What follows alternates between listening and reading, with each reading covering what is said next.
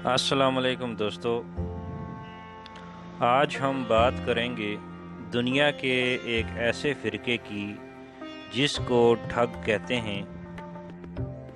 ٹھگ کا مطلب بدماش یا چالباز کے ہیں۔ آپ میں سے بہت کم لوگ یہ جانتے ہوں گے کہ یہ لفظ انڈیا سے پوری دنیا میں پھیلا ہے۔ ٹھگ بہت ہی پر اسرار اور خفیہ قسم کا فرقہ تھا جس نے اپنے دھوکے بازی اور قاتلانہ مہارت کے سبب قدیم ہندوستان میں اپنا خوف بٹھا رکھا تھا۔ لوگوں کو قتل کرنا اور ان کا مال و اسباب لوٹ لینا ان کا مذہبی فریضہ تھا، جس پر یہ لوگ فخر محسوس کرتے۔ ٹھگوں کی ہندوستان میں علیحدہ زبان بھی تھی۔ ان کی کامیابی کا سبب ان سے جڑا ان کا مذہبی لگاؤ تھا، یعنی یہ لوگوں کو لوٹ کر یہ محسوس کرتے تھے گویا کہ کوئی عبادت کر رہے ہوں۔ ٹھگوں کے یہ مشہور گروہ ہندو کی کالی ماتا کے ماننے والے تھے۔ ٹھگوں کے مطابق لوگوں کا قتل ان کا مذہبی فریضہ تھا جو کالی ماتا نے ان کے ذمے لگایا تھا۔ جب کوئی ٹھگ پکڑا جاتا تو وہ اس کو مقدس سمجھتا اور اپنے جرائم پر کوئی ندامت نہ کرتا۔ ٹھگوں کی ابتدا سے متعلق ولیم سلیمین، جو ٹھگوں کے خاتمے کا ذمہ دار ہے، وہ لکھتا ہے کہ ٹھگوں کی ابتدا ایران کے بادشاہ زرکسیس کے دور میں ہوئی۔ تاریخ میں ٹھگوں کے بارے میں پہلا اشارہ فیروز شاہی نامی کتاب میں ملتا ہے۔ مشہور مورخ ضیاء الدین برنی کی یہ کتاب 1357 میں لکھی گئی۔ ضیاء الدین برنی اپنی کتاب میں لکھتے ہیں، کچھ ٹھگ شہر میں گرفتار کیے گئے۔ ان 1000 سے زائد ٹھگوں میں سے ایک نے ان کو گرفتار کروایا۔ سلطان جلال الدین نے ان میں سے ایک کو بھی قتل نہ کروایا، بلکہ حکم دیا کہ ان کو کشتیوں میں بٹھا کر بنگال کے علاقے میں چھوڑ دیا جائے تاکہ یہ ٹھگ دوبارہ اس طرف نہ آ سکیں، کیونکہ وہ بھی ان کی پر اسراریت سے گھبرا گیا تھا۔ ٹھگوں کے اس گروہ میں ہندو کے علاوہ مسلمان بھی شامل ہوتے تھے۔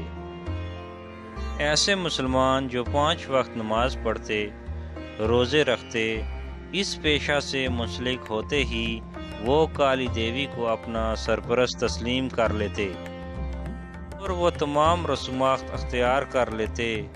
ٹھگوں کا طریقہ واردات کچھ اس طرح ہوتا کہ وہ گروہ کی صورت میں شاہراہوں اور گزرگاہوں پر سفر کرتے اور ان پر سفر کرنے والے مسافروں کا اعتماد اپنی میٹھی باتوں سے حاصل کر لیتے۔ ٹھگوں کی ایک ٹیم، جن کو لگائی کہا جاتا تھا، اس شاہراہ پر ویران جگہ دیکھتی۔ جب قافلہ یہاں پہنچتا، اس سے پہلے وہ ان کی قبریں تیار کر لیتے، جبکہ باقی ٹھگ ان کو مختلف بہانوں سے اس ویران مقام پر لے آتے۔ ٹھگوں کی اپنی زبان تھی جو وہ کوڈ ورڈ کی صورت میں بولتے۔ جب ان کو واردات کرنی ہوتی، یہ تمباکو لاؤ والا کوڈ ورڈ استعمال کرتے۔ سردار کے منہ سے یہ لفظ نکلتے ہی تمام ٹھگ اپنی جیبوں سے ایک رومال نکال لیتے جس میں تانبے کا ایک سکہ ڈال کر گرہ لگائی ہوتی۔ ٹھگ اس رومال کو اپنے شکار کے گلے میں ڈال کر ایسی جنبش دیتے کہ طاقتور شخص بھی پلک جھپکتے ہی اس دنیا سے رخصت ہو جاتا۔ بعد ازاں یہ تمام قافلے کا مال لوٹنے کے بعد ان کو پہلے سے تیار شدہ قبروں میں دفن کر لیتے۔ ٹھگوں کا ایک اصول یہ بھی تھا کہ ان قبروں پر ڈیرا جما لیتے وہاں آگ جلاتے، کھانا پکاتے اور مزے سے سو جاتے۔ وہ یہ کام اس لیے کرتے، ان کا مقصد ان قبروں کا نام و نشان مٹا دینا ہوتا تھا۔ ٹھگوں کی کئی اقسام تھی، جیسے جمالی ٹھگ۔ یہ بہت پر اسرار، چلاک اور شاطر قسم کا گروہ تھا۔ یہ اتنے پر اسرار ہوتے کہ اپنی سرگرمیاں اتنی خفیہ رکھتے کہ ان کے بیوی بچوں کو بھی پتہ نہ چلتا کہ ان کا شوہر یا باپ ایک ٹھگ ہے۔ دوسرے نمبر پر آنے والے ٹھگوں کو ملتانی ٹھگ کہتے تھے۔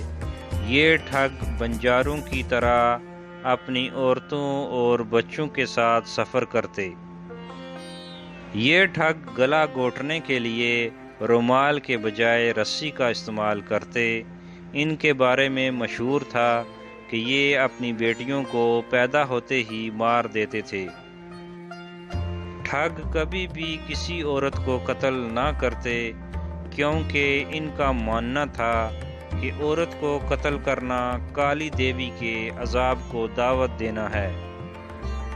ٹھگوں کی ایک قسم دریائی ٹھگ بھی تھی، جو دریاؤں میں کشتیاں چلاتے اور ان کشتیوں میں بیٹھنے والی اپنی سواریوں کو لوٹ لیتے تھے۔